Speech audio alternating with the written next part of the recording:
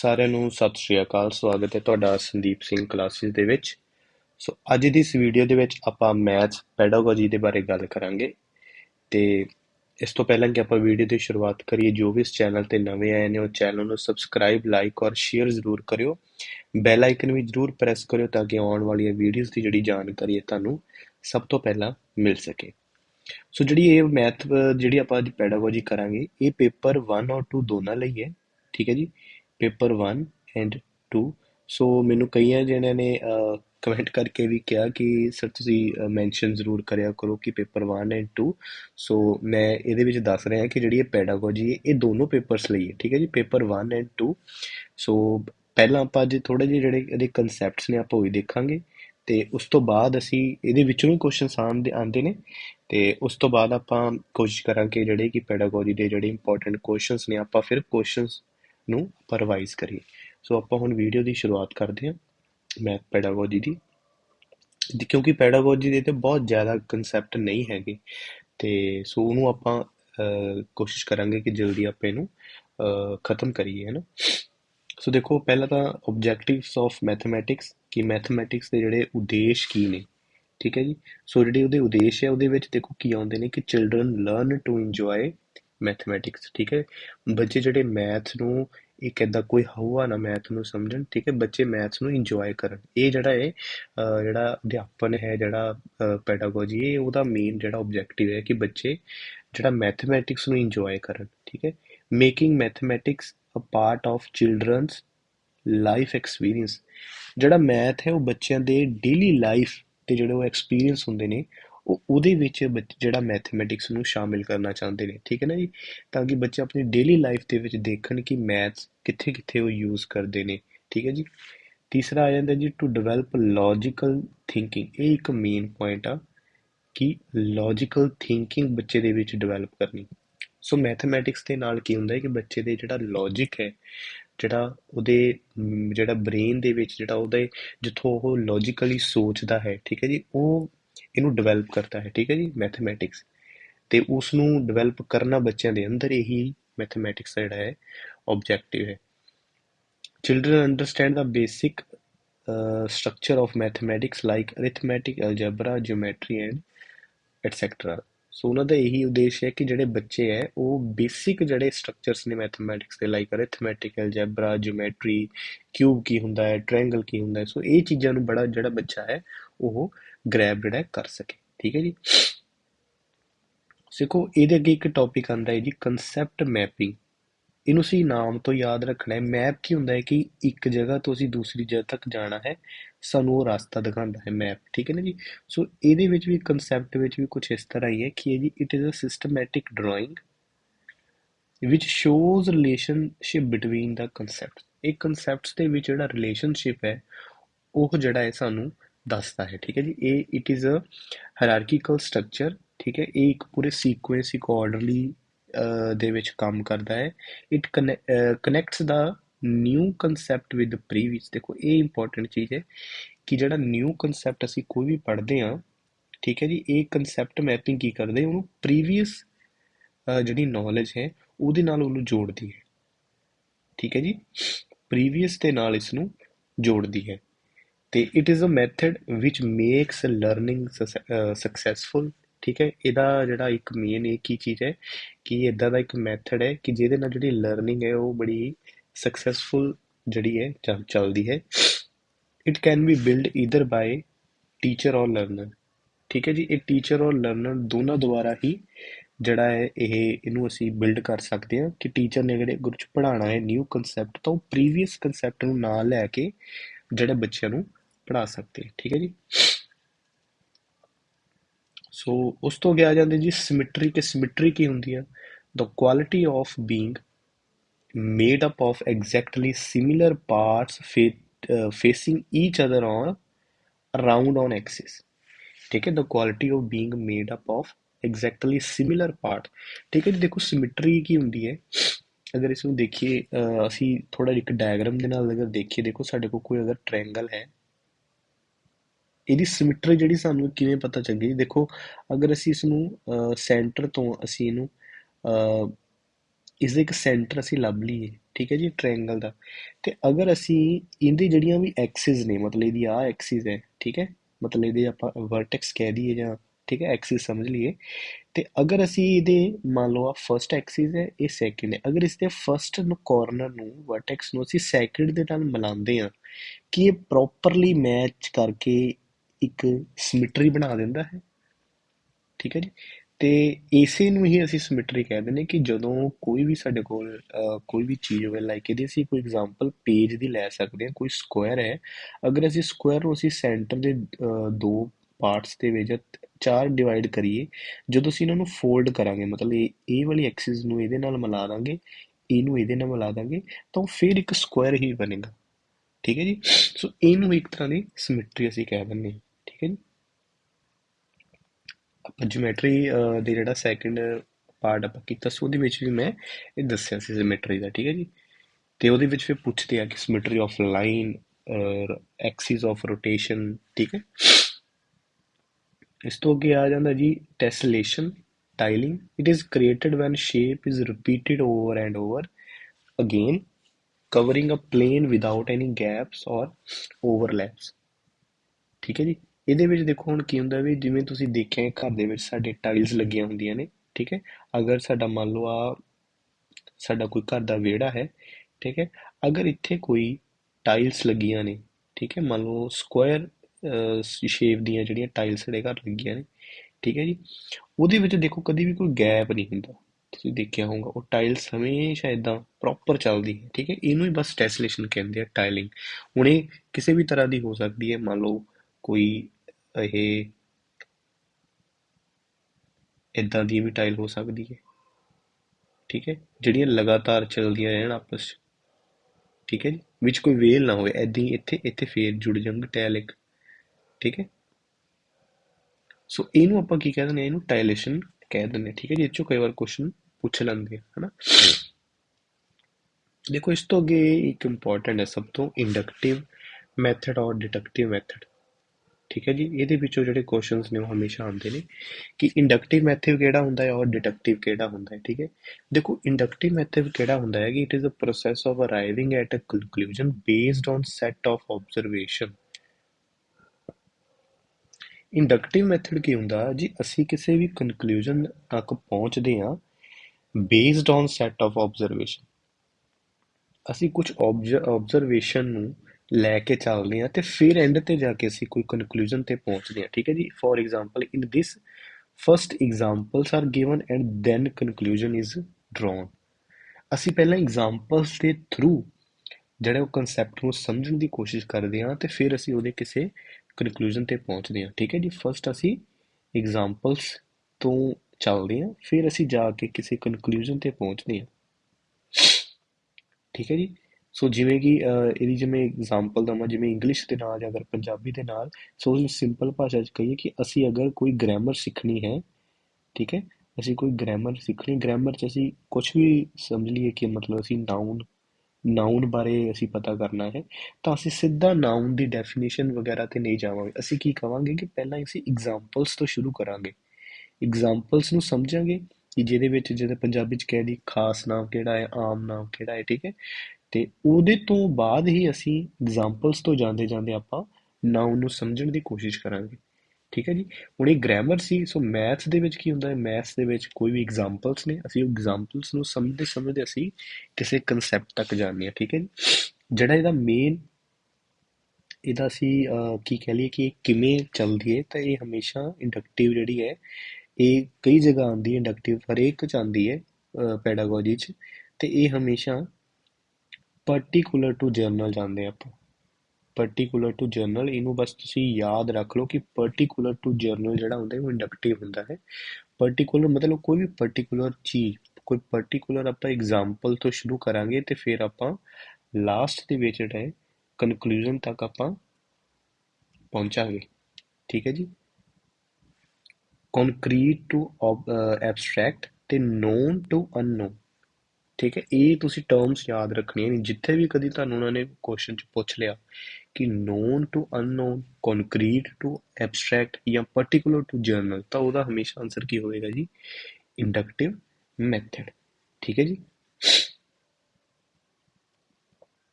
ਸੋ ਜਿਹੜਾ ਇਹਦੀਆਂ ਕੁਝ ਸਟੈਪਸ ਨੇ, ਉਹ ਸਟੈਪਸ ਨੂੰ ਅਸੀਂ ਦੇਖ ਲੈਂਦੇ ਹਾਂ ਕਿ ਇਹਦੇ ਵਿੱਚ ਕਿਵੇਂ, ਜਿਵੇਂ ਤੁਸੀਂ ਦੇਖ ਸਕਦੇ ਹੋ ਪਹਿਲਾ ਸਟੈਪ ਹੀ ਹੈ ਦੇਖੋ, ਸਾਈਟ ਐਗਜ਼ਾਮਪਲਸ। ਠੀਕ ਹੈ, ਸੋ ਇਹਦੇ ਵਿੱਚ ਕਈ ਵਾਰ ਆਉਂਦਾ ਕਿ ਕੁਐਸਚਨਸ ਉਹ ਸਾਨੂੰ ਪੁੱਛਦੇ ਆ ਕਿ ਇਹਦਾ ਕੋਈ ਸੀਕੁਐਂਸ ਦੱਸੋ ਮੈਥਡਸ ਦਾ। ਠੀਕ ਹੈ ਜੀ, ਸਟੈਪ ਦੱਸੋ। ਸੋ ਤੁਸੀਂ ਹਮੇਸ਼ਾ ਦੇਖਣਾ ਹੈ ਕਿ ਸਾਈਟ ਐਗਜ਼ਾਮਪਲਸ ਜਾਂ ਇਕੱਲਾ ਐਗਜ਼ਾਮਪਲਸ ਲਿਖਿਆ ਹੋਊਗਾ ਉਹ ਹਮੇਸ਼ਾ ਪਹਿਲੇ ਨੰਬਰ ਤੇ ਹੋਵੇ। ਠੀਕ ਹੈ ਜੀ, ਉਸ ਤੋਂ ਬਾਅਦ ਡਰਾਅ ਕਨਕਲੂਜਨ ਓਬਜ਼ਰਵਿੰਗ ਐਗਜ਼ਾਮਪਲਸ। ਠੀਕ ਹੈ, ਉਸ ਤੋਂ ਬਾਅਦ ਅਸੀਂ ਐਗਜ਼ਾਮਪਲਾਂ ਨੂੰ ਓਬਜ਼ਰਵ ਕਰਾਂਗੇ, ਫਿਰ ਅਸੀਂ ਕੋਈ ਕੰਸੈਪਟ ਨੂੰ ਬਿਲਡ ਕਰਾਂਗੇ ਤੇ ਲਾਸਟ ਦੇ ਵਿੱਚ ਕੀ ਕਰਾਂਗੇ, ਅਟੈਸਟੇਸ਼ਨ ਕਰਾਂਗੇ, ਇਹ ਡੈਕਲੇਰੇਸ਼ਨ ਦੈਟ ਸਮਥਿੰਗ ਐਗਜ਼ਿਸਟ। ਠੀਕ ਹੈ, ਫਿਰ ਅਸੀਂ ਉਸ ਦੇ ਬੇਸ ਤੇ ਕੀ ਕਰਾਂਗੇ, ਉਹਨੂੰ ਕਨਕਲੂਡ ਕਰਾਂਗੇ, ਕੋਈ ਕਨਕਲੂਜਨ ਅਸੀਂ ਡਰਾਅ ਕਰਾਂਗੇ ਐਗਜ਼ਾਮਪਲਸ ਤੋਂ ਹੁੰਦੇ ਹੋਏ। ਸੋ ਅੱਗੇ ਚੱਲਦੇ ਹਾਂ ਜੀ, ਅੱਗੇ ਜਿਹੜਾ ਆਉਂਦਾ ਜੀ ਡਿਡਕਟਿਵ ਆ ਜਾਂਦਾ ਜੀ। ਡਿਡਕਟਿਵ ਮੈਥਡ ਕਿਹੜਾ ਹੁੰਦਾ ਕਿ in this method first rules are given and then they are tested by example. ਦੇਖਿਆ ਜੀ, ਮਤਲਬ ਪਹਿਲਾਂ ਸਾਡੇ ਕੋਲ ਕੋਈ ਰੂਲਸ ਹੁੰਦੇ ਨੇ, ਸਾਡੇ ਕੋਲ ਪਹਿਲਾਂ ਕੋਈ ਕਨਕਲੂਜਨ ਸਾਡੇ ਕੋਲ ਕੋਈ ਬਣਿਆ ਹੋਇਆ ਹੁੰਦਾ ਹੈ, ਅਸੀਂ ਉਹਨੂੰ ਯੂਜ਼ ਕਰਕੇ ਫਿਰ ਅਸੀਂ ਐਗਜ਼ਾਮਪਲਸ ਤੇ ਜਾਂਦੇ ਹਾਂ, ਉਹਨਾਂ ਨੂੰ ਐਗਜ਼ਾਮਪਲਸ ਦੇ ਨਾਲ ਅਸੀਂ ਕੀ ਕਰਦੇ ਹਾਂ, ਉਹਨੂੰ ਟੈਸਟਡ ਕਰਦੇ ਹਾਂ। ਠੀਕ ਹੈ ਜੀ, ਸੋ ਜਿਹੜਾ ਇਹਦਾ ਵਹਾ ਹੈ ਉਹ ਜਾਂਦਾ ਹੈ ਜੀ ਜਰਨਲ ਟੂ ਸਪੈਸੀਫਿਕ, ਕਿ ਸਾਡੇ ਕੋਲ ਕੋਈ ਜਰਨਲ ਚੀਜ਼ ਸਾਡੇ ਕੋਲ ਆਲਰੇਡੀ ਹੁੰਦੀ ਹੈ, ਜਿਵੇਂ ਰੂਲਸ। ਠੀਕ ਹੈ, ਗ੍ਰਾਮਰ ਦੇ ਰੂਲਸ ਸਾਡੇ ਕੋਲ ਆਲਰੇਡੀ ਨੇ, ਸੋ ਅਸੀਂ ਰੂਲਸ ਤੋਂ ਜਾਂਦੇ ਹੋਏ ਅਸੀਂ ਐਗਜ਼ਾਮਪਲਸ ਤੇ ਜਾਵਾਂਗੇ। ਠੀਕ ਹੈ, ਡਿਡਕਟਿਵ ਚ ਕੀ ਸੀ, ਪਹਿਲਾਂ ਐਗਜ਼ਾਮਪਲਸ ਆਉਂਦੀਆਂ ਸੀ, ਫਿਰ ਅਸੀਂ ਕਿਸੇ ਕਨਕਲੂਜਨ ਤੇ ਪਹੁੰਚਦੇ ਸੀਗੇ। ਠੀਕ ਹੈ ਜੀ, ਸੋ ਦੇਖੋ ਇਹਦੇ ਵਿੱਚ ਜਿਹੜਾ ਹੈ, ਇਹਦੇ ਵਿੱਚ ਦੇਖੋ general to specific, abstract to concrete, inductive ਦੇ ਉਲਟ। ਠੀਕ ਹੈ, ਕੰਸੈਪਟ ਟੂ ਐਗਜ਼ਾਮਪਲਸ, ਪਹਿਲਾਂ ਕੰਸੈਪਟ ਸਾਡੇ ਕੋਲ ਹੁੰਦਾ ਹੈ, ਠੀਕ ਹੈ, ਬਣਿਆ ਬਣਾਇਆ ਹੁੰਦਾ ਹੈ। ਠੀਕ ਹੈ, ਤਾਂ ਫਿਰ ਅਸੀਂ ਉਹਦੀ ਐਗਜ਼ਾਮਪਲਸ ਤੇ ਜਾਂਦੇ ਹਾਂ। ਸਟੈਪਸ ਆਫ ਡਿਡਕਟਿਵ ਮੈਥਡ ਕਿਹੜੇ ਹੁੰਦੇ ਜੀ, ਇਹਦੇ ਵਿੱਚ ਆ ਜਾਂਦੇ ਆ ਪ੍ਰੋਵਾਈਡ ਨੌਲੇਜ ਆਫ ਕੰਸੈਪਟ। ਠੀਕ ਹੈ, ਪ੍ਰੋਵਾਈਡ ਨੌਲੇਜ ਆਫ ਕੰਸੈਪਟ, ਪਹਿਲੇ ਹੀ ਸਾਡੇ ਕੋਲ ਕੰਸੈਪਟ ਹੁੰਦਾ ਹੈ। ਠੀਕ ਹੈ, use of concept in different examples. ਠੀਕ ਹੈ, test the truth of concept, ਤੇ ਲਾਸਟ ਵਿੱਚ attestation of truth of concept by citing examples. ਠੀਕ ਹੈ, ਸੋ ਇਹਨੂੰ ਯਾਦ ਰੱਖਣਾ ਹੈ ਕਿ ਪਹਿਲਾ ਸਟੈਪ ਜਿਹੜਾ ਹੈ ਉਹ ਕਿਹੜਾ ਹੁੰਦਾ ਇੱਥੇ, ਕਿ ਪ੍ਰੋਵਾਈਡ ਨੌਲੇਜ ਆਫ ਕੰਸੈਪਟ, ਔਰ ਸਾਈਟਿੰਗ ਐਗਜ਼ਾਮਪਲ ਜਿਹੜਾ ਹੈ ਉਹ ਸਭ ਤੋਂ ਲਾਸਟ ਦੇ ਵਿੱਚ ਹੋਵੇ। ਠੀਕ ਹੈ ਜੀ, ਰੂਲ ਟੂ ਐਗਜ਼ਾਮਪਲ ਆਪਾਂ ਦੇਖ ਸਕਦੇ। ਠੀਕ ਹੈ ਜੀ, ਰੂਲ ਟੂ ਐਗਜ਼ਾਮਪਲ, ਸਾਡੇ ਕੋਲ ਪਹਿਲਾਂ ਰੂਲਸ ਹੋਣਗੇ, ਫਿਰ ਅਸੀਂ ਐਗਜ਼ਾਮਪਲਸ ਵੱਲ ਜਾਵਾਂਗੇ। ਠੀਕ ਹੈ ਜੀ, ਸੋ ਇਸ ਤੋਂ ਅੱਗੇ ਆ ਜਾਂਦੇ ਜੀ meaning of teaching and learning. ਦੇਖੋ ਲਰਨਿੰਗ ਦੇਖੋ ਕੀ ਹੈ ਕਿ meaning of teaching is to teach which means to instruct. Teaching ਦੇਖੋ ਕੀ ਹੈ, ਟੀਚਿੰਗ ਦਾ ਮੀਨਿੰਗ ਕੀ ਹੈ ਕਿ ਅਸੀਂ ਕਿਸੇ ਨੂੰ ਇੰਸਟਰਕਸ਼ਨਸ ਦੇਣੀਆਂ ਨੇ। ਠੀਕ ਹੈ, ਤਾਂ ਮਤਲਬ meaning of teaching is to teach. ਠੀਕ ਹੈ, ਪੜ੍ਹਾਉਣਾ, ਕਿਸੇ ਨੂੰ ਇੰਸਟਰਕਸ਼ਨਸ ਦੇਣੀਆਂ, ਕਿਸੇ ਨੂੰ ਇਨਫੋਰਮੇਸ਼ਨ ਦੇਣੀ। ਅਸੀਂ ਜਦੋਂ ਕਲਾਸ 'ਚ ਪੜ੍ਹਦੇ ਹਾਂ ਸਟੂਡੈਂਟਸ, ਤੇ ਅਸੀਂ ਕਿਵੇਂ ਸਿੱਖਦੇ ਹਾਂ ਕਿ ਕੋਈ ਟੀਚਰ ਹੈ ਜੋ ਸਾਨੂੰ ਕੀ ਕਰਦਾ ਹੈ, ਟੀਚ ਕਰਦਾ ਹੈ, ਜੋ ਕੀ ਕਰਦਾ ਹੈ, ਸਾਨੂੰ ਇੰਸਟਰਕਸ਼ਨਸ ਦਿੰਦਾ ਹੈ, ਸਾਨੂੰ ਇਨਫੋਰਮੇਸ਼ਨ ਦਿੰਦਾ ਹੈ। ਠੀਕ ਹੈ ਜੀ, giving information to another, teaching is a bipolar process। ਠੀਕ ਹੈ, teaching is a bipolar process. Bipolar ਮਤਲਬ ਜਿਹਦੇ ਵਿੱਚ ਦੋ ਜਣੇ ਹੋਣ, ਨੈਰੋ ਮੀਨਿੰਗ ਹੈ ਇਹਦਾ। ਇਹ ਸਾਨੂੰ ਸਭ ਤੋਂ ਪਹਿਲਾਂ ਕਿਹਨੇ ਦਿੱਤਾ ਸੀ, ਜੌਨ ਐਡਮ ਨੇ ਇਹਦੇ ਬਾਰੇ ਸਾਨੂੰ ਦੱਸਿਆ ਸੀ ਕਿ ਜਿਹੜਾ ਟੀਚਿੰਗ ਹੈ ਉਹ ਬਾਈਪੋਲਰ ਪ੍ਰੋਸੈਸ ਆ, ਕਿ ਇਹਨੂੰ ਆਪਾਂ ਦੋ ਜਣੇ 'ਚ ਇੱਦਾਂ ਕਹਿ ਸਕਦੇ ਕਿ ਇੱਕ ਲਰਨਰ ਹੋਊਗਾ ਤੇ ਦੂਸਰਾ ਕੀ ਹੋਊਗਾ, ਟੀਚਰ। ਠੀਕ ਹੈ ਜੀ, ਤੇ ਇਹ ਨੈਰੋ ਮੀਨਿੰਗ ਆ। ਠੀਕ ਹੈ, ਤੇ ਇਹ ਜੌਨ ਐਡਮ ਨੇ ਦਿੱਤਾ ਸੀ। ਤੇ ਉਸ ਤੋਂ ਬਾਅਦ ਆਇਆ ਸੀਗਾ ਕਿ ਟੀਚਿੰਗ ਇਜ਼ ਅ ਟ੍ਰਾਈਪੋਲਰ ਪ੍ਰੋਸੈਸ। ਇਹਦਾ ਜਿਹੜਾ ਇੱਕ ਬ੍ਰੌਡ ਮੀਨਿੰਗ ਆ ਉਹਦੇ ਵਿੱਚ ਕੀ ਆ ਕਿ ਟ੍ਰਾਈਪੋਲਰ ਪ੍ਰੋਸੈਸ ਆ, ਮਤਲਬ ਇਹ ਤਿੰਨ, ਟਰਾਈ ਮਤਲਬ ਹੁੰਦਾ ਤਿੰਨ। ਸੋ ਉਹਦੇ ਵਿੱਚ ਕੀ ਹੈ ਕਿ ਇੱਕ ਟੀਚਰ ਹੋ ਗਿਆ, ਇੱਕ ਸਟੂਡੈਂਟ ਹੋ ਗਿਆ, ਤੇ ਇੱਕ ਵਿੱਚ ਕੀ ਹੋ ਗਿਆ, ਕਰਿਕੂਲਮ, ਸੋਸਾਇਟੀ ਐਂਡ ਇਨਵਾਇਰਮੈਂਟ। ਠੀਕ ਹੈ ਜੀ, ਸੋ ਇਹ ਬ੍ਰੌਡ ਮੀਨਿੰਗ ਆ, ਨੈਰੋ ਦੇ ਵਿੱਚ ਇਕੱਲਾ ਸਟੂਡੈਂਟ ਔਰ ਟੀਚਰ ਹੁੰਦਾ। ਠੀਕ ਹੈ ਜੀ, ਸੋ ਇਸ ਤੋਂ ਅੱਗੇ ਆਪਾਂ ਸ਼ੁਰੂ ਕਰਦੇ ਹਾਂ ਜੀ ਬਲੂਮਸ ਟੈਕਸਨੋਮੀ। ਠੀਕ ਹੈ ਜੀ, ਇਹ ਵੀ ਬੜਾ ਇੰਪੋਰਟੈਂਟ ਹੈ। ਬਲੂਮਸ ਟੈਕਸਨੋਮੀ ਕੀ ਹੈ ਜੀ, the taxonomy provide a useful structure in which to categorize test questions, for example knowledge based, application based, within a particular level। He can frame a question easily, effectively, scientifically by using given structure of taxonomy. ਸੋ ਬਲੂਮਜ਼ ਟੈਕਸੋਨੋਮੀ ਸੀਗਾ, ਠੀਕ ਹੈ, ਜਿਹਨੇ ਕਿ ਇਹ ਸਾਨੂੰ idea ਦਿੱਤਾ ਸੀਗਾ ਕਿ ਜਿਹੜੇ ਕੁਐਸਚਨਸ ਨੇ ਆਪਾਂ ਜਿਵੇਂ ਐਗਜ਼ਾਮ ਦਿੰਦੇ ਹਾਂ ਉਹਦੇ ਵਿੱਚ ਸਾਨੂੰ ਕੁਐਸਚਨਸ ਪਾਏ ਹੁੰਦੇ ਨੇ, ਉਹਨਾਂ ਨੂੰ ਕੈਟਾਗਰਾਈਜ਼ ਕਰਕੇ ਉਹਨਾਂ ਦਾ ਸਟਰਕਚਰ ਬਣਾਉਣਾ। ਤੇ ਉਹ ਕੈਟਾਗਰਾਈਜੇਸ਼ਨ ਕਿੱਦਾਂ ਹੋਵੇ ਕਿ ਨੌਲੇਜ ਬੇਸਡ ਹੋਵੇ, ਐਪਲੀਕੇਸ਼ਨ ਬੇਸਡ ਹੋਵੇ, ਠੀਕ ਹੈ, ਕਿ ਮਤਲਬ ਪਹਿਲਾਂ ਬੱਚਿਆਂ ਨੂੰ ਇੱਦਾਂ ਦੇ ਕੁਐਸਚਨ ਪੁੱਛੇ ਜਾਣ ਜਿਹਦੇ ਵਿੱਚ ਬੱਚਿਆਂ ਦੀ ਨੌਲੇਜ ਟੈਸਟਿੰਗ ਹੋਵੇ, ਉਸ ਤੋਂ ਬਾਅਦ ਇੱਦਾਂ ਦੇ ਕੁਐਸਚਨ ਪੁੱਛੇ ਜਾਣ ਕਿ ਉਹ ਨੌਲੇਜ ਨੂੰ ਅਪਲਾਈ ਕਰ ਸਕਣ, ਠੀਕ ਹੈ ਜੀ। ਸੋ ਇਹ ਜਿਹੜਾ ਹੈ ਬਲੂਮ ਟੈਕਸਨੋਮੀ ਨੇ ਸਾਨੂੰ ਇਹ ਦਿੱਤਾ ਸੀਗਾ,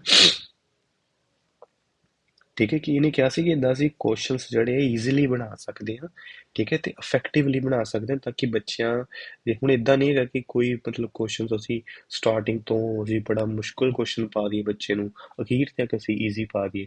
ਸੋ ਹੌਲੀ ਹੌਲੀ ਮਤਲਬ ਪਹਿਲਾਂ ਈਜ਼ੀ, ਜਿਹੜਾ ਫਿਰ ਮੋਡਰੇਟ, ਠੀਕ ਹੈ, ਆਪਾਂ ਜਿਹਨੂੰ ਸਮਝੀਏ ਕਿ ਪਹਿਲਾਂ ਥੋੜਾ ਈਜ਼ੀਲੀ ਜਿਹ 'ਚ ਬੱਚਿਆਂ ਦੀ ਥੋੜੀ ਟੈਸਟਿੰਗ ਹੋਵੇ, ਉਸ ਤੋਂ ਬਾਅਦ ਮੋਡਰੇਟ ਹੋਵੇ ਲੈਵਲ, ਠੀਕ ਹੈ, ਤੇ ਮੋਡਰੇਟ ਤੋਂ ਬਾਅਦ ਜਿਹੜਾ ਡਿਫਿਕਲਟ ਆਵੇ, ਠੀਕ ਹੈ ਜੀ। ਸੋ ਇੱਦਾਂ ਮਤਲਬ ਬਲੂਮ ਟੈਕਸੋਨੋਮੀ ਨੇ ਇੱਦਾਂ ਕਿਹਾ ਕਿ ਸਾਨੂੰ ਇੱਦਾਂ ਜਿਹੜੇ ਕੁਐਸਚਨ ਜਿਹੜੇ ਕੈਟਾਗਰਾਈਜ਼ ਕਰਨੇ ਚਾਹੀਦੇ ਨੇ। ਸੋ ਇਹਦੀਆਂ ਤਿੰਨ ਡੋਮੇਨਸ ਨੇ, ਲਰਨਿੰਗ ਡੋਮੇਨਸ ਤਿੰਨ ਨੇ ਬਲੂਮਸ ਦੀਆਂ। ਪਹਿਲੀ ਹੈ ਜੀ ਕੋਗਨੀਟਿਵ, ਜੋ ਕਿ ਸਭ ਤੋਂ ਇੰਪੋਰਟੈਂਟ ਹੈ, ਇਹੀ ਇਹ 'ਚੋਂ ਜ਼ਿਆਦਾ ਕੁਐਸਚਨਸ ਆਉਂਦੇ ਨੇ। ਕੋਗਨੀਟਿਵ ਜਿਹਦੇ ਵਿੱਚ ਮੈਂਟਲ ਸਕਿੱਲਸ ਹੁੰਦੇ ਨੇ, ਜਿਸ 'ਚ ਨੌਲੇਜ ਦੀ ਟੈਸਟਿੰਗ ਹੁੰਦੀ ਹੈ। ਦੂਸਰੇ ਨੰਬਰ 'ਤੇ ਆਉਂਦਾ ਜੀ ਅਫੈਕਟਿਵ, ਜਿਹਦੇ ਵਿੱਚ ਗਰੋਥ ਇਨ ਫੀਲਿੰਗ ਔਰ ਇਮੋਸ਼ਨਲ ਏਰੀਆ, ਜਿਹਦੇ ਵਿੱਚ ਐਟੀਟਿਊਡ ਆ ਜਾਂਦਾ ਹੈ।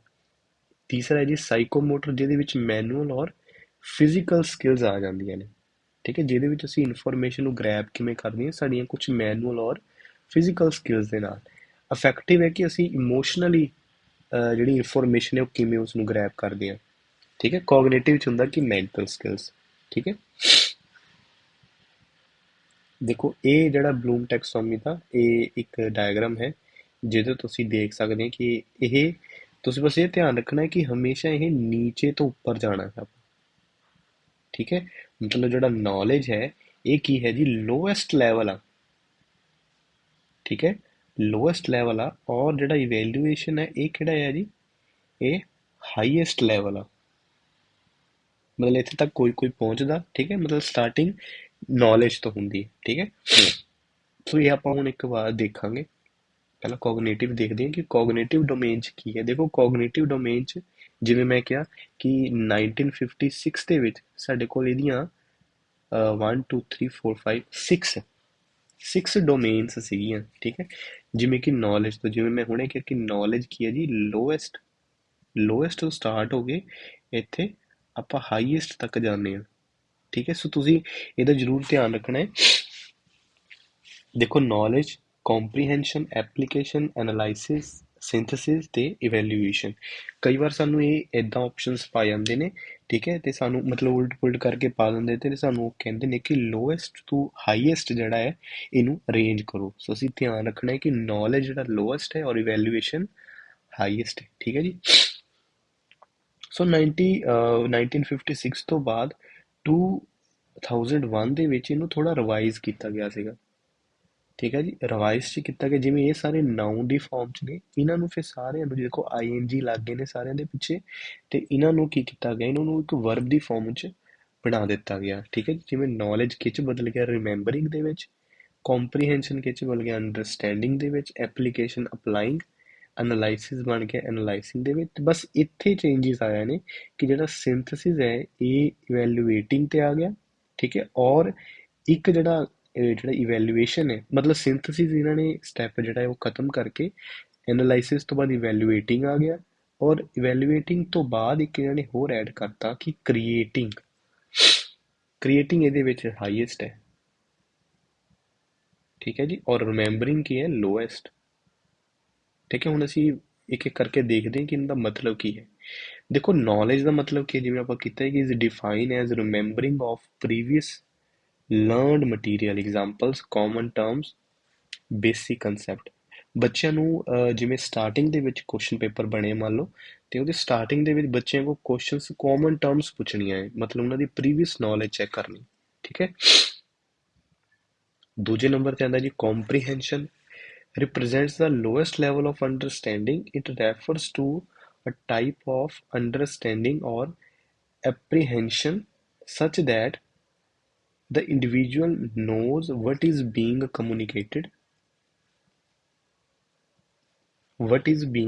communicated without necessarily relating it to other material. Example, understand facts and principle, interpret chart and graph।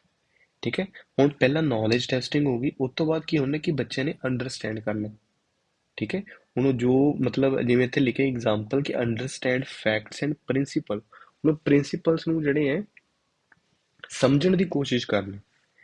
ਤੀਸਰਾ ਐਪਲੀਕੇਸ਼ਨ, ਇਹਦੇ ਵਿੱਚ ਹੁਣ ਉਹ ਬੱਚੇ ਨੇ ਜੋ ਸਮਝਿਆ ਉਹਨੂੰ ਅਪਲਾਈ ਕਰਨਾ। ਜਿਵੇਂ ਤੁਸੀਂ ਦੇਖ ਸਕਦੇ ਆ ਪ੍ਰਿੰਸੀਪਲ ਟੂ ਅਪਲਾਈ ਸਮਥਿੰਗ, ਮਤਲਬ ਇਹਦੇ ਵਿੱਚ solved mathematical problems, construct graph, ਇਹਦੇ ਵਿੱਚ ਬੱਚਾ ਅਪਲਾਈ ਕਰਦਾ। ਮਤਲਬ ਬੱਚੇ ਨੂੰ ਅਸੀਂ ਦੱਸਿਆ ਕਿ 2+2 4 ਹੁੰਦੇ ਆ। ਠੀਕ ਹੈ। ਤੇ ਮਤਲਬ ਅਸੀਂ ਇਹਨਾਂ ਨੂੰ ਇੱਕ ਜਰਨਲਾਈਜ਼ ਬੱਚੇ ਨੂੰ ਦੱਸ ਦਿੱਤੇ। ਉਸ ਤੋਂ ਬਾਅਦ ਅਸੀਂ ਬੱਚੇ ਨੂੰ ਕੋਈ ਸਮ ਪਾਵਾਂਗੇ ਇੱਦਾਂ ਦੇ ਜਿਹਦੇ ਵਿੱਚ ਉਹ ਜੋ ਉਸ ਬੱਚੇ ਨੂੰ ਐਡੀਸ਼ਨ ਅਸੀਂ ਦੱਸੀ ਹੈ ਉਹ ਉਹਦੇ ਉੱਤੇ ਅਪਲਾਈ ਕਰੇਗਾ ਬੱਚਾ। ਸੋ ਉਸ ਤੋਂ ਬਾਅਦ ਐਨਾਲਾਈਜ਼ ਆ ਜਾਂਦੇ। ਐਨਾਲਾਈਜ਼ ਕੀ ਹੁੰਦਾ ਹੈ ਕਿ ਬ੍ਰੇਕਿੰਗ ਡਾਊਨ ਦਾ ਪਾਰਟ, ਬੱਚੇ ਨੇ ਕੀ ਕਰਨਾ ਹੁੰਦਾ ਹੈ ਕਿ ਮਤਲਬ ਇਹਦੇ ਜੋ ਜ਼ੋਰ ਕਿਹਦੇ ਉੱਤੇ ਦਿੱਤਾ ਜਾਂਦਾ ਆ, little break down of part. Example, analyse ਦਾ ਸਟਰਕਚਰ ਆਫ ਵਰਕ, ਕਿਸੇ ਵਰਕ ਹੈ ਅਸੀਂ ਉਹ ਵਰਕ ਨੂੰ ਸਮਝਣ ਲਈ ਅਸੀਂ ਕੀ ਕਰਾਂਗੇ ਉਹਨੂੰ ਹਿੱਸਿਆਂ ਦੇ ਵਿੱਚ ਤੋੜ ਦੇਵਾਂਗੇ, ਪਾਰਟਸ ਦੇ ਵਿੱਚ ਡਿਵਾਈਡ ਕਰਕੇ ਅਸੀਂ ਸਮਝਣ ਦੀ ਕੋਸ਼ਿਸ਼ ਕਰਾਂਗੇ। ਉਸ ਤੋਂ ਬਾਅਦ ਆ ਜਾਂਦੇ ਜੀ ਸਿੰਥਸਿਸ। ਇਹਦੇ ਵਿੱਚ ਕੀ ਹੁੰਦਾ ਕਿ means the putting together of elements and involve the process of working with pieces. ਇਹਦੇ ਵਿੱਚ ਕੀ ਕਰਦੇ, ਜਿਵੇਂ ਐਨਾਲਾਈਜ਼ 'ਚ ਤੋੜਦੇ ਹਾਂ, ਸਿੰਥੇਸਾਈਜ਼ਿਸ 'ਚ ਕੀ ਕਰਦੇ ਹਾਂ ਫਿਰ ਸਾਰਿਆਂ ਨੂੰ ਇਕੱਠਾ ਜੋੜ ਦਿੰਦੇ ਹਾਂ। ਐਗਜ਼ਾਮਪਲ ਇਹਦੀ ਕੀ ਆ ਗਈ ਕਿ write a well organised theme or story. ਸਾਡੇ ਕੋਲ ਹੁਣ ਕੋਈ ਸਟੋਰੀ ਹੈ ਉਹ ਹਿੱਸਿਆਂ ਦੇ ਵਿੱਚ ਪਈ ਹੈ, ਸਿੰਥੇਸਿਸ 'ਚ ਕੀ ਕਰਾਂਗੇ ਆਪਾਂ ਉਹ ਸਾਰਿਆਂ ਹਿੱਸਿਆਂ ਨੂੰ ਜੋੜ ਦੇਵਾਂਗੇ। ਠੀਕ ਹੈ। ਮਤਲਬ write a well organised theme, propose a plan, ਸਾਰੀਆਂ ਚੀਜ਼ਾਂ ਸਾਡੇ ਕੋਲ ਜੋ ਇਨਫੋਰਮੇਸ਼ਨ ਹੋਏਗੀ ਉਹ ਸਾਰੇ ਨੂੰ ਇਕੱਠੀ ਕਰਕੇ ਅਸੀਂ ਜੋੜ ਕੇ ਕੀ ਕਰਾਂਗੇ ਇੱਕ ਥੀਮ ਜਾਂ ਇੱਕ ਸਟੋਰੀ ਬਣਾ ਦੇਵਾਂਗੇ ਆਪਾਂ। ਇਵੈਲੂਏਸ਼ਨ ਦੇ ਵਿੱਚ ਦੇਖੋ ਕੀ ਹੁੰਦਾ ਹੈ ਕਿ making judgements about the value for some purpose, idea, work et cetera. Example, ਜੱਜ ਦਾ ਰਿਟਨ ਮਟੀਰੀਅਲ। ਮੰਨ ਲਓ ਹੁਣ ਅਸੀਂ ਕੋਈ ਸਟੋਰੀ ਲਿਖੀ ਹੈ ਤੇ ਉਹਨੂੰ ਹੁਣ ਕੋਈ ਜੱਜ ਵੀ ਤਾਂ ਕਰੇਗਾ, ਇਵੈਲੂਏਟ ਵੀ ਤਾਂ ਕਰੇਗਾ, ਨੰਬਰ ਵੀ ਤਾਂ ਦੇਏਗਾ। ਠੀਕ ਹੈ। ਸੋ ਜਿਹੜਾ ਇਵੈਲੂਏਸ਼ਨ ਹੈ ਇਹ ਕੀ ਹੈ ਜੀ, ਹਾਈਐਸਟ ਜਿਹੜਾ ਲੈਵਲ ਹੈ। ਠੀਕ ਹੈ ਜੀ। ਦੇਖੋ ਅਫੈਕਟਿਵ ਡੋਮੇਨ ਆ ਗਿਆ ਜੀ। ਹੁਣ ਅਫੈਕਟਿਵ ਡੋਮੇਨ ਦੇ ਵਿੱਚ ਦੇਖੋ ਕੀ ਹੁੰਦਾ ਹੈ ਕਿ ਬੱਚਾ ਜਦੋਂ ਇਮੋਸ਼ਨਲੀ ਜਿਹੜੀ ਚੀਜ਼ਾਂ ਨੂੰ ਕਿਵੇਂ ਗ੍ਰੈਬ ਕਰਦਾ ਹੈ। ਠੀਕ ਹੈ। ਇਮੋਸ਼ਨਲੀ ਬੱਚਾ ਨੇ ਕਿਵੇਂ ਗ੍ਰੈਬ ਕਰਦਾ ਹੈ। ਠੀਕ ਹੈ। ਦੇਖੋ ਪਹਿਲਾਂ ਤਾਂ ਬੱਚਾ ਕੀ ਕਰਦਾ ਹੈ, ਰਿਸੀਵ ਕਰਦਾ ਹੈ, ਜੋ ਕਿ ਫਸਟ ਤੇ ਲੋਐਸਟ ਲੈਵਲ ਆ। ਬੱਚਾ ਕੋਈ ਵੀ ਇਨਫੋਰਮੇਸ਼ਨ ਹੈ ਉਹ ਰਿਸੀਵ ਕਰਦਾ ਹੈ। Awareness, receive of phenomena. ਠੀਕ ਹੈ। ਜਦੋਂ ਰਿਸੀਵ ਕਰਦਾ ਹੈ ਤਾਂ ਫਿਰ ਉਹ ਕੁਝ ਰਿਸਪੌਂਡ ਵੀ ਕਰਦਾ ਹੈ ਉਹਦਾ। It includes reading about science, make some response to a stimulus or phenomenon. ਠੀਕ ਹੈ। ਹੁਣ ਅਸੀਂ ਕੋਈ ਚੀਜ਼ ਰਿਸੀਵ ਕੀਤੀ ਹੈ ਫਿਰ ਅਸੀਂ ਉਹਦੇ ਵੱਲ ਕੋਈ ਰਿਸਪੌਂਡ ਵੀ ਤਾਂ ਕਰਾਂਗੇ। ਰਿਸਪੌਂਡ ਤੋਂ ਬਾਅਦ ਅਸੀਂ ਕੀ ਕਰਾਂਗੇ, ਵੈਲੂਇੰਗ ਦਾ। ਠੀਕ ਹੈ। ਉਹਦੇ ਵਿੱਚੋਂ ਅਸੀਂ ਕੋਈ ਵੈਲਿਊਜ਼ ਨੂੰ ਜਿਹੜੀਆਂ ਗ੍ਰੈਬ ਕਰਾਂਗੇ। ਠੀਕ ਹੈ ਜੀ। ਵੈਲਿਊ ਮਤਲਬ ਕਿ ਕਮਿਟਮੈਂਟ ਟੂ ਸਰਟਨ ਆਈਡੀਆ ਔਰ ਵੈਲਿਊ, ਅਸੀਂ ਕਿਸੇ ਇੱਕ ਆਈਡੀਆ ਵੱਲ ਜਾਵਾਂਗੇ। ਠੀਕ ਹੈ। ਉਸ ਤੋਂ ਬਾਅਦ ਆਰਗੇਨਾਈਜੇਸ਼ਨ, ਉਹਨੂੰ ਆਰਗੇਨਾਈਜ਼ ਕਰਾਂਗੇ ਜੋ ਕਿ ਇਹਦੇ ਲਈ ਇੱਕ ਮੈਚਿਓਰਟੀ ਦਾ ਲੈਵਲ ਚਾਹੀਦਾ ਹੈ, ਕਿਉਂਕਿ ਇਹਦੇ ਵਿੱਚ ਅਸੀਂ ਕੀ ਕਰਦੇ ਹਾਂ ਕਿ ਜੋ ਸਾਡੇ ਕੋਲ ਅਸੀਂ ਇਨਫੋਰਮੇਸ਼ਨ ਗ੍ਰੈਬ ਕੀਤੀ ਉਹਨੂੰ ਅਸੀਂ ਆਰਗੇਨਾਈਜ਼ ਕਰਨ ਦੀ ਕੋਸ਼ਿਸ਼ ਕਰਦੇ ਹਾਂ ਤੇ ਉਹਦੇ ਲਈ ਜਿਹੜਾ ਸਾਡਾ ਮੈਚਿਓਰਟੀ ਲੈਵਲ ਹੋਣਾ ਚਾਹੀਦਾ ਹੈ। ਠੀਕ ਹੈ। ਉਸ ਤੋਂ ਬਾਅਦ ਅਸੀਂ ਉਹਨੂੰ ਕੀ ਕਰਦੇ ਹਾਂ, ਉਹਨੂੰ ਕਰੈਕਟਰਾਈਜੇਸ਼ਨ ਕਰਦੇ ਹਾਂ, ਮਤਲਬ ਇਹ ਹਾਈਐਸਟ ਲੈਵਲ ਹੈ। ਇਹਦੇ ਵਿੱਚ ਅਸੀਂ ਫਿਰ ਕ੍ਰੀਏਟ ਕਰਦੇ ਹਾਂ, ਉਹਨੂੰ ਅਸੀਂ ਆਪਣੇ ਅੰਦਰ ਉਸਨੂੰ ਲੈ ਕੇ ਆਉਂਦੇ ਹਾਂ, ਆਪਣੇ ਕਰੈਕਟਰ ਦੇ ਵਿੱਚ ਲੈ ਕੇ ਆਉਂਦੇ ਹਾਂ। ਠੀਕ ਹੈ। ਅਸੀਂ ਕੰਸਟਰਕਟ ਕਰਦੇ ਹਾਂ। ਇਹਦੇ ਵਿੱਚ ਫਿਰ ਕੁਐਸਚਨਸ ਇੱਦਾਂ ਪੁੱਛੇ ਜਾਂਦੇ ਨੇ ਕਿ ਐਕਟ, ਹਨਾ, ਕਿ ਪਰਫਾਰਮ ਦਿਸ, ਸੋਲਵ ਦਿਸ। ਠੀਕ ਹੈ ਜੀ। ਸੋ ਇਸ ਤੋਂ ਅੱਗੇ ਆ ਜਾਂਦੇ ਜੀ ਸਾਈਕੋਮੋਟਰ। ਠੀਕ ਹੈ। ਇਹਦੇ ਵਿੱਚ ਮਤਲਬ ਜਿਹਦੇ ਵਿੱਚ ਫਿਜ਼ੀਕਲੀ ਹੁੰਦਾ ਹੈ ਤੁਹਾਡੇ ਕੋਲ, ਫਿਜ਼ੀਕਲੀ ਸਕਿੱਲਸ। ਠੀਕ ਹੈ ਜੀ। ਇਹਦੇ ਵਿੱਚ ਹੁਣ ਕੀ ਹੁੰਦਾ ਹੈ, ਸਭ ਤੋਂ ਪਹਿਲਾਂ ਸਾਡੇ ਕੋਲ ਆਉਂਦਾ ਹੈ ਜੀ ਪਰਸੈਪਸ਼ਨ। ਪਰਸੈਪਸ਼ਨ ਦਾ ਮਤਲਬ ਕੀ ਹੁੰਦਾ ਕਿ ਅਬਿਲਿਟੀ ਟੂ ਸੀ ਜਾਂ ਰਿਲੇਟਿੰਗ ਟੂ ਸੈਂਸਿਸ। ਮਤਲਬ ਅਸੀਂ ਪਰਸੈਪਸ਼ਨ ਦੇ ਨਾਲ ਅਸੀਂ ਚੀਜ਼ਾਂ ਨੂੰ ਕਿਵੇਂ ਸਿੱਖਦੇ ਹਾਂ, ਸੈਂਸਿਸ ਦੇ ਨਾਲ ਅਸੀਂ ਚੀਜ਼ਾਂ ਨੂੰ ਕਿਵੇਂ ਸਿੱਖਦੇ ਹਾਂ। ਠੀਕ ਹੈ। ਹੁਣ ਅਸੀਂ ਉਸ ਤੋਂ, ਇਹ ਪਹਿਲਾ ਸਟੈਪ ਹੈ ਪਰਸੈਪਸ਼ਨ। ਉਸ ਤੋਂ ਬਾਅਦ ਆ ਜਾਂਦਾ ਹੈ ਜੀ ਇਮੀਟੇਸ਼ਨ। ਇਮੀਟੇਸ਼ਨ ਹੁੰਦਾ ਜੀ ਕਾਪੀਇੰਗ ਦਾ ਐਕਸ਼ਨ ਅਸੀਂ ਇਹ ਵੀ ਇੱਕ ਸਿੱਖਣ ਦਾ ਤਰੀਕਾ ਹੀ ਹੈ ਕਿ ਅਸੀਂ ਕੀ ਕਰਦੇ ਹਾਂ ਕਿ ਅਸੀਂ ਕੋਈ ਚੀਜ਼ ਦੇਖਦੇ ਹਾਂ, ਅਸੀਂ ਉਹਨੂੰ ਹੂ ਬਹੂ ਕਰਨ ਦੀ ਕੋਸ਼ਿਸ਼ ਕਰਦੇ ਹਾਂ, ਤਾਂ ਉਹ ਵੀ ਅਸੀਂ ਇੱਕ ਤਰ੍ਹਾਂ ਦੀ ਇਨਫੋਰਮੇਸ਼ਨ ਹੀ ਗ੍ਰੈਬ ਕਰ ਰਹੇ ਹੁੰਦੇ ਹਾਂ, ਠੀਕ ਹੈ ਜੀ।